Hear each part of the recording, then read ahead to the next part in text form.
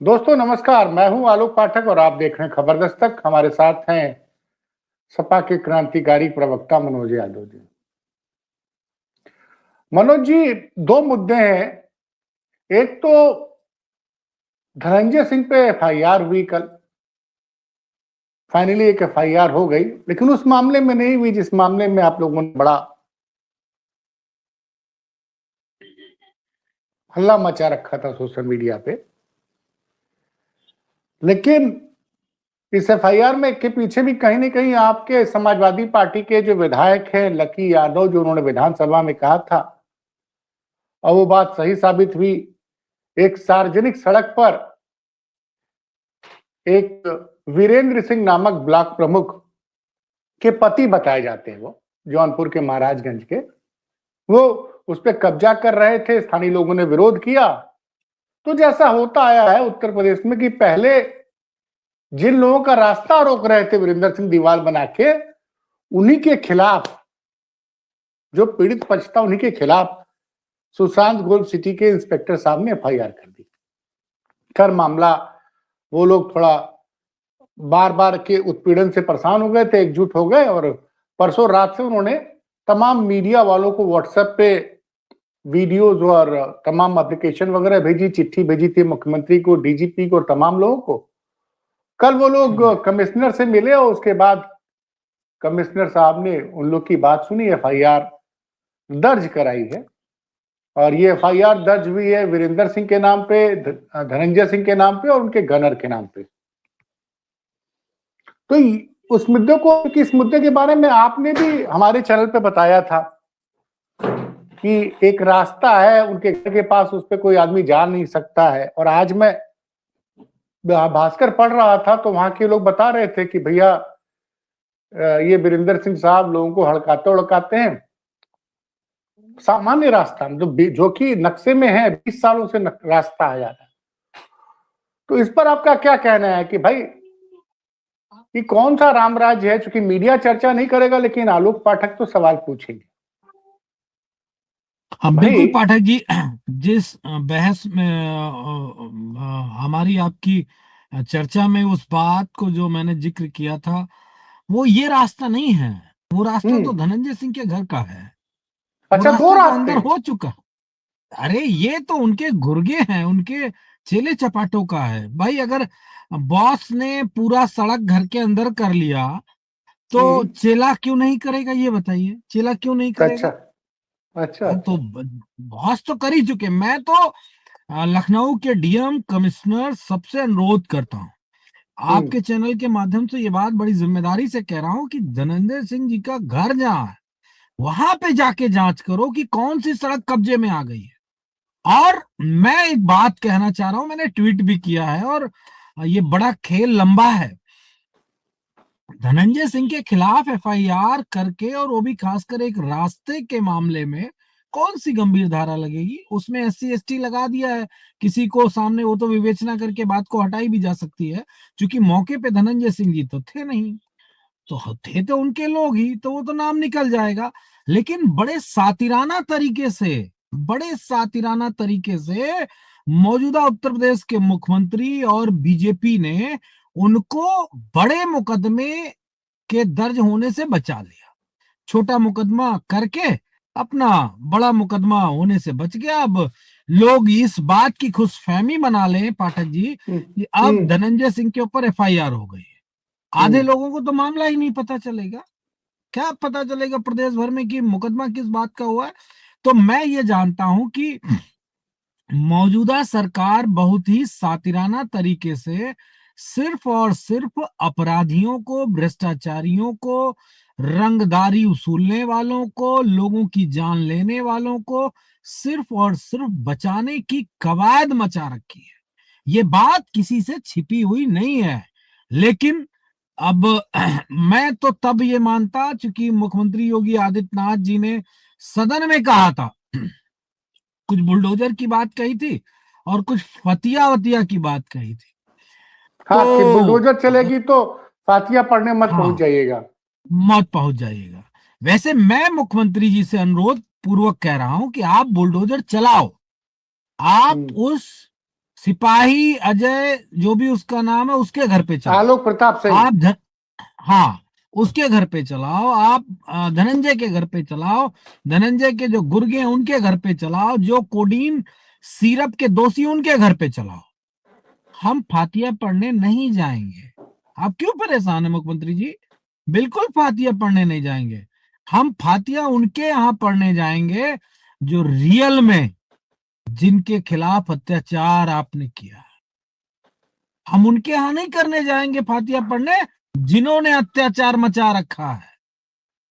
तो ये योगी आदित्यनाथ जी की जो ये ध्रुवीकरण की राजनीति है और इस तरह के शब्दों का प्रयोग करना, तो हम भी कह देंगे जब सरकार हमारी बनेगी तो हम भी ये कह दें कि आप जाके वहां विलाप करने मत चले जाना। ये मतलब योगी आदित्यनाथ जी की बातों का जवाब देने का कोई मंतव्य बनता नहीं है पाठक जी। एक समझदार इंसान इनकी बातों का जवाब नहीं देगा, क्योंकि जब बोलेंगे जहर बोलेंगे, जहर बोलेंगे और जहर ही पता नहीं क्या क्या उगलते हैं। मुझे तो खैर वो बात समझ से परे है मेरे कि एक मुख्यमंत्री कैसे गैर संवैधानिक भाषा का प्रयोग कर सकते हैं, कैसे कर सकते हैं।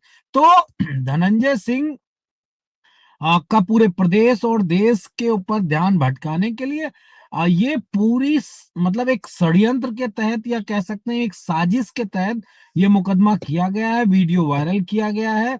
और मैं ये मान के चलता हूं कि योगी आदित्यनाथ जी अपने माफिया मित्रों को बचाने के लिए, माफ करिएगा एक शब्द छूट गया, योगी आदित्यनाथ जी उत्तर प्रदेश के मुख्यमंत्री अपने सजातीय माफिया मित्रों को बचाने का भरसक प्रयास करेंगे, हर तरीके से करेंगे, क्योंकि उत्तर प्रदेश की पुलिस उनके हाथों में है, कठपुतली की तरह नाच रही है। अपराधियों के ऊपर कोई लगाम नहीं है, अपराधियों पे कोई कसाव नहीं है, अपने उन गुर्गों पे माफियाओं पे कोई शिकंजा कसने की बात नहीं है।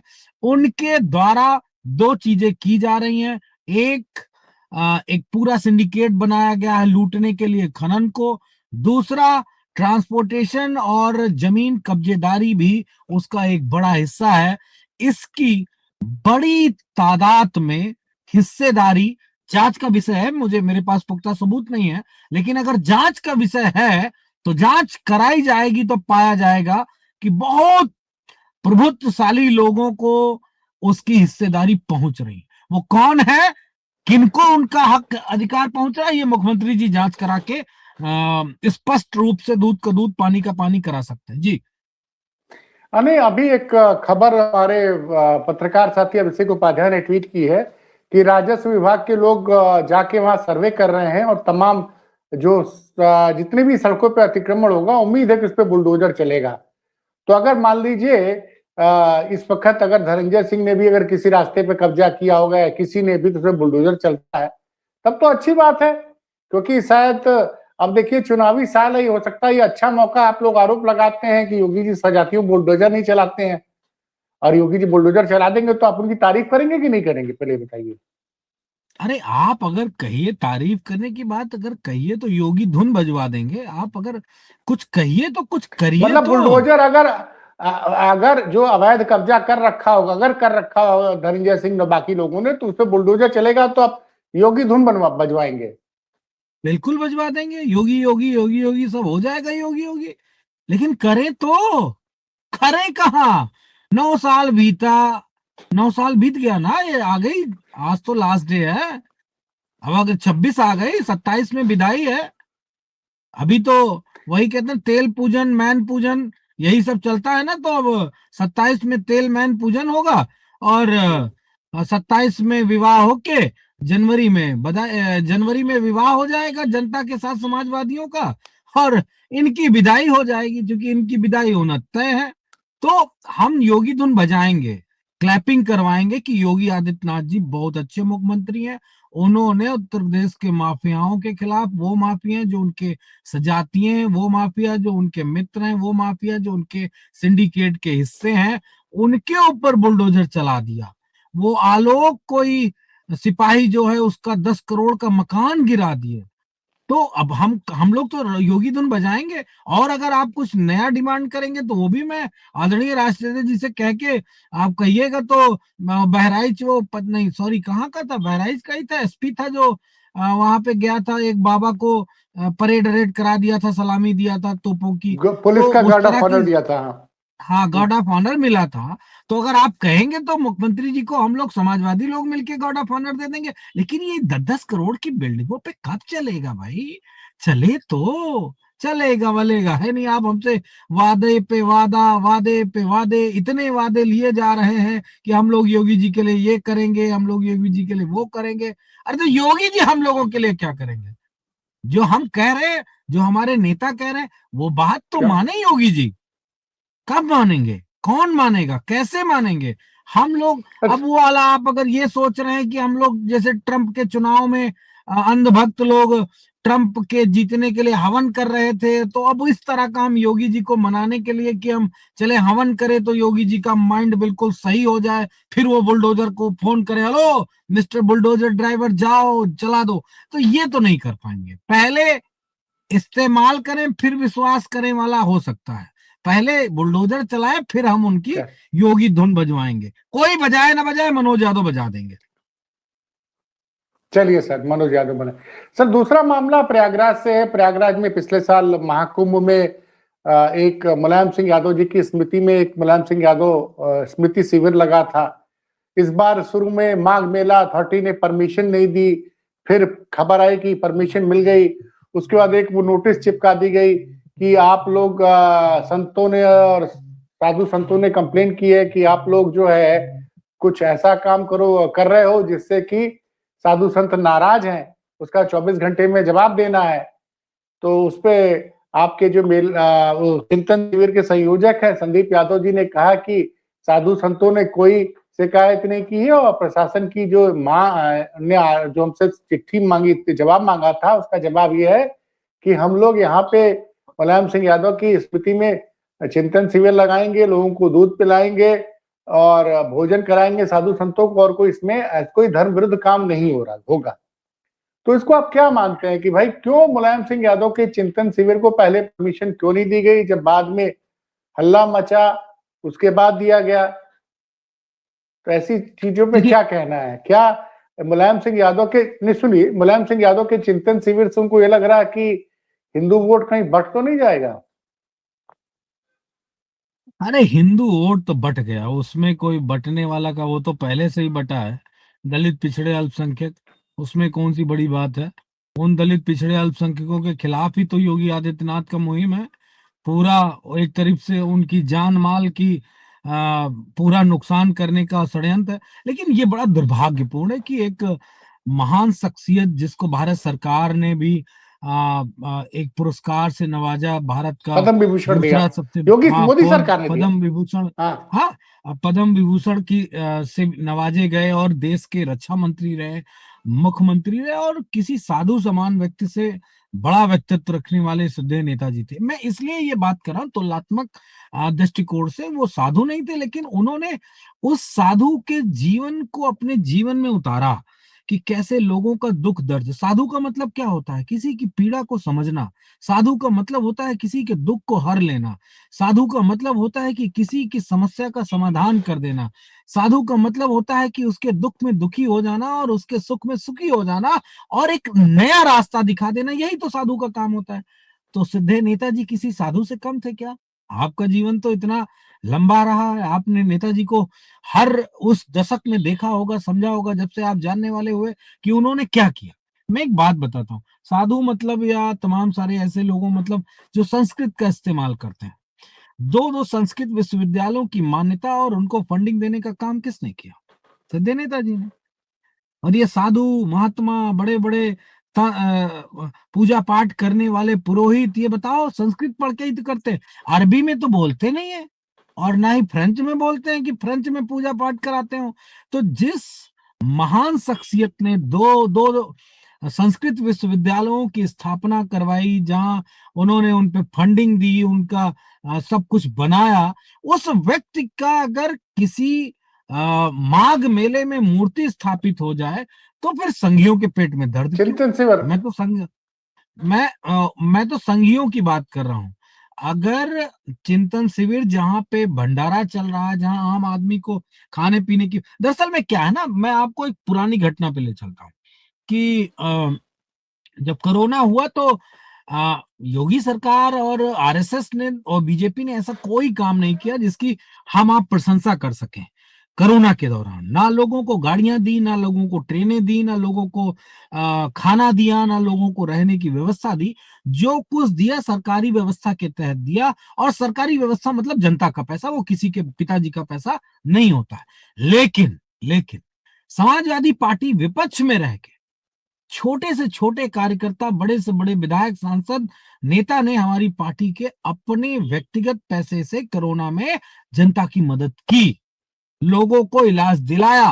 राष्ट्राध्यक्ष जी ने सैकड़ों लोगों की जानें पूरे प्रदेश में, देश में बचाई, लोगों को एडमिट कराया, लोगों को खाने की व्यवस्था कराई, लोगों को हर तरीके से मदद की। लेकिन आपने देखा होगा कि भाजपाइयों ने गला फाड़ फाड़ के, चिल्ला चिल्ला के ये बात कही कि भैया समाजवादियों ने कुछ नहीं किया और हमने सब कुछ किया। तो मैं कहता हूं समाजवादी पार्टी तो अपने ऑडिटर जो आएंगे उनके हिसाब से बता देंगे, दिखा देंगे कि कितना पैसा पार्टी ने कोरोना में लोगों की मदद के लिए खर्च किया। लेकिन क्या बाबा जी अपने मठ से दिखा पाएंगे कितना पैसा खर्च किए थे? बता पाएंगे बीजेपी के नेता कितना पैसा खर्च किए थे? ठीक उसी तरह कि माघ के मेले में अगर वो चिंतन शिविर लग जाएगा सिद्धे नेताजी के नाम से, लोगों को दूध, खाना, भोजन, साधु संतों का सत्कार, बीजेपी का तो लगता नहीं। हमने रोका है क्या? अटल बिहारी वाजपेयी जी के नाम मूर्ति तो बड़की लगा दिए, अरे वहां एक बैठाल दो ना, उनकी भी मूर्ति रख दो, कौन मना कर रहा है क्या? आप और जो श्यामा प्रसाद मुखर्जी हैं और भी जो आपके नेता हैं महानुभाव, उनका रख दो, कोई मना कर रहा है क्या कि हम आपको नहीं लगने देंगे? लेकिन लेकिन बीजेपी के लोग घटिया मानसिकता के साथ, सदैव नेताजी के साथ, उस शख्सियत के साथ, कि अगर वहां पे वो चिंतन शिविर में उनके नाम से कोई चीज एक ट्रस्ट के माध्यम से चला रहे थे, उस संस्थान के माध्यम से लोगों की मदद कर रहे थे, तो इलाहाबाद प्रशासन ने योगी आदित्यनाथ के आदेश पर, आरएसएस के आदेश पर वहां पे ये काम करने से रोका गया। मैं इस पे कोई प्रशासनिक कार्रवाई की मांग नहीं करता, ये मैं थोड़ा सा दूसरे मिजाज का व्यक्ति हूं, इसलिए पाठक जी कर रहा हूं। मैं इस पे आपके चैनल के माध्यम से हाथ जोड़ के परम पिता परमेश्वर भगवान विष्णु से ये प्रार्थना करता हूं कि आप तो विश्व के रचयिता हैं, आप ही सर्वशक्तिमान हैं, आप में ही सब कुछ निहित है, तो आप भगवान कृष्ण के रूप हैं, भगवान राम का रूप है।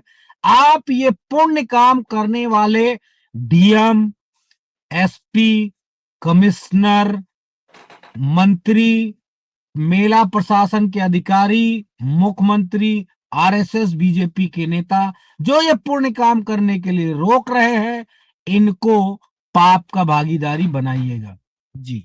नहीं, अब तो परमिशन लग गई है, तो परमिशन मिल गई है। चिंतन शिविर पे जो नोटिस चिपकी थी उसका संदीप यादव जी ने जवाब भी दे दिया।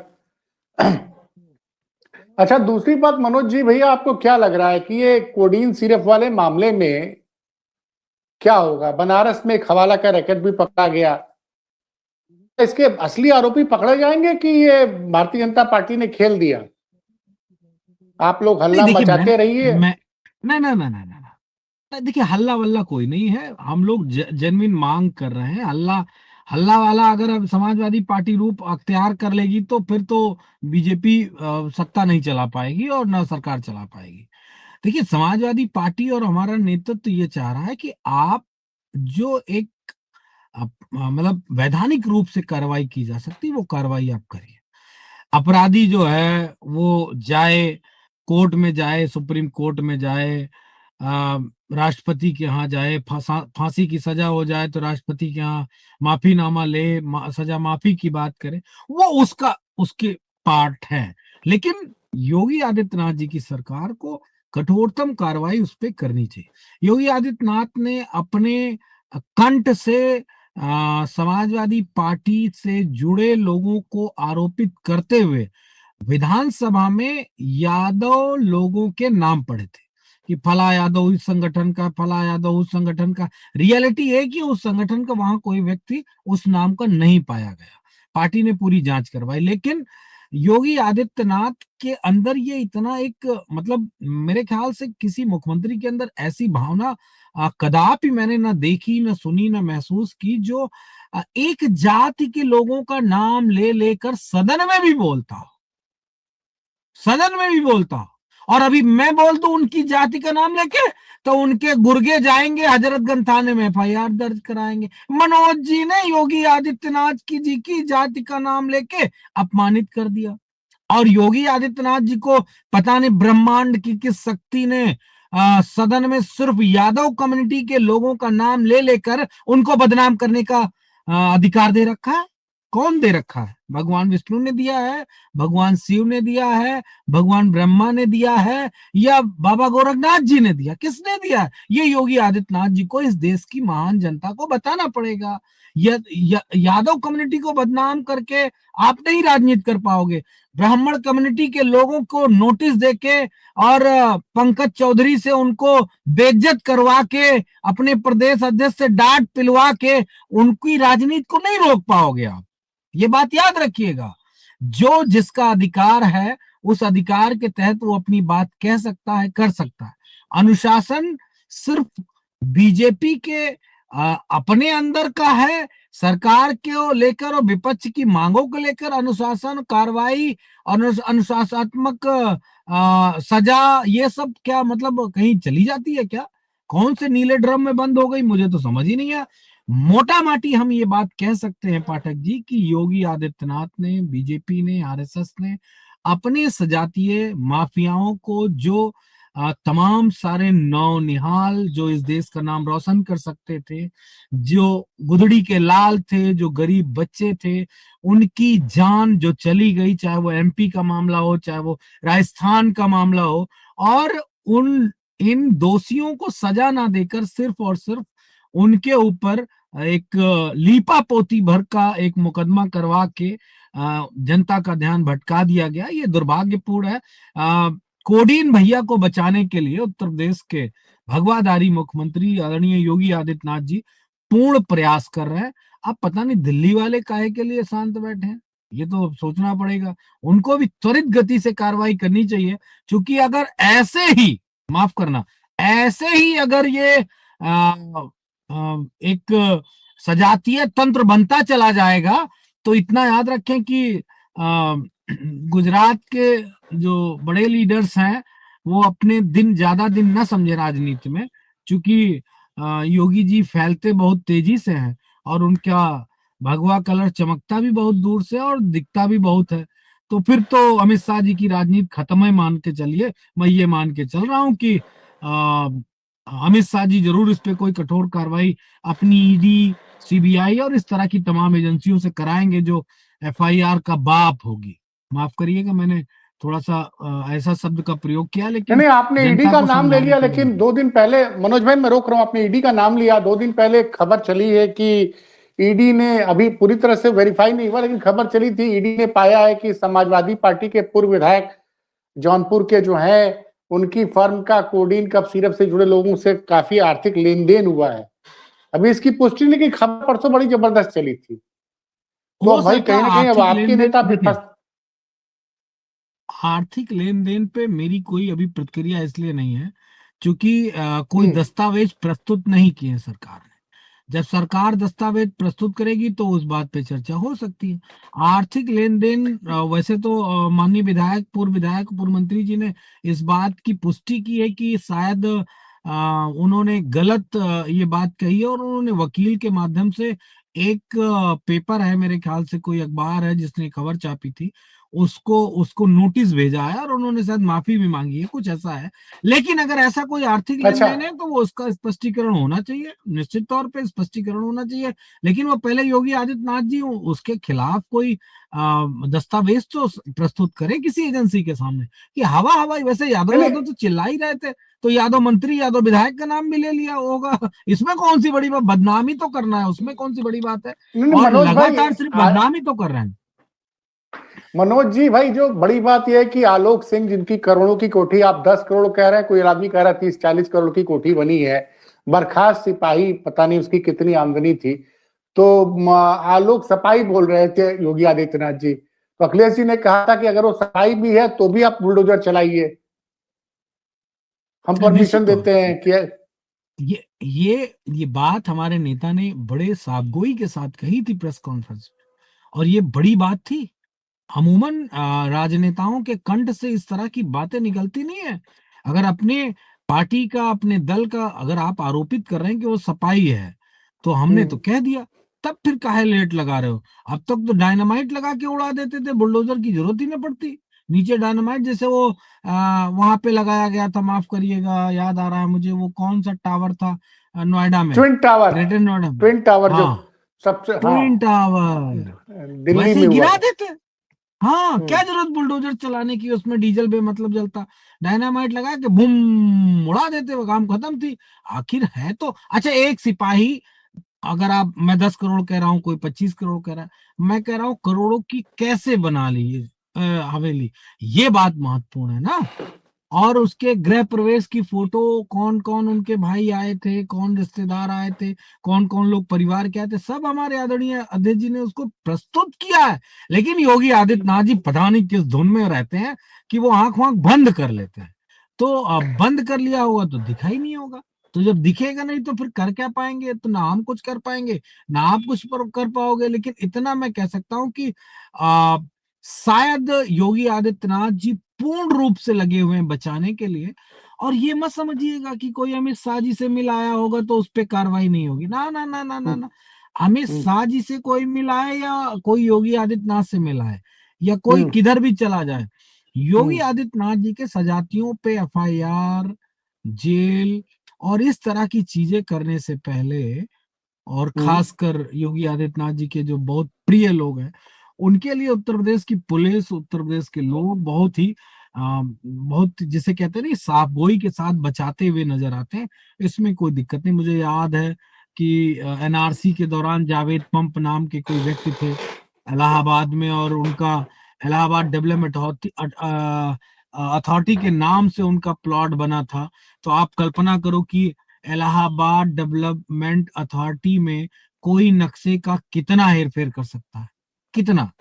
10%, 5%, 100% तो नहीं कर सकता है। लेकिन उस पूरी जावेद पंप की पूरी कोठी को, जो जावेद पंप के नाम भी नहीं थी, उनके ससुराल पक्ष से दी गई थी और उनकी पत्नी के नाम या बेटी के नाम थी, और वो पूरा मकान ध्वस्त कर दिया था योगी आदित्यनाथ की बुलडोजर ने। तो मैं उम्मीद करता हूं ये कोठी भी होगी। लेकिन अगर नहीं हुई तो एक बात जान लेना कि योगी आदित्यनाथ जी सबसे बड़े जातिवादी व्यक्ति हैं। उनसे बड़ा जातिवादी पूरे उत्तर प्रदेश के इतिहास में न कोई हुआ होगा और न है। चलिए मनोज जी, आपने बड़े दिन बाद समय दिया, फिर नए साल पे आपसे फिर बातचीत होगी। हमारे दर्शक आपको बहुत पसंद करते हैं। मैं जब बहुत दिनों तक आपका इंटरव्यू नहीं होता तो दर्शक लिखते हैं कि मनोज जी कहाँ है भाई। तो नहीं नहीं, बिल्कुल हम बिल्कुल। हमारे तरफ से और हमारे खबर दस्तक के दर्शकों की तरफ से मनोज जी आपको नए साल की हार्दिक शुभकामनाएं। बहुत बहुत धन्यवाद। और आपको आपको आपके चैनल के दर्शकों को, आपके चैनल के सारे साथियों को मेरी तरफ से 2026 की बहुत हार्दिक शुभकामनाएं, बधाई। मैं प्रार्थना करता हूं परमपिता परमेश्वर से कि आप लोगों का जीवन 2026 में बहुत ही आनंदमय हो, जीवन के लक्ष्यों की प्राप्ति हो, और हम सब एक नए सवेरे की चलें, नए प्रकाश की तरफ चलें, और ऐसे अंधकार रूपी सरकार को मिटाएं। धन्यवाद।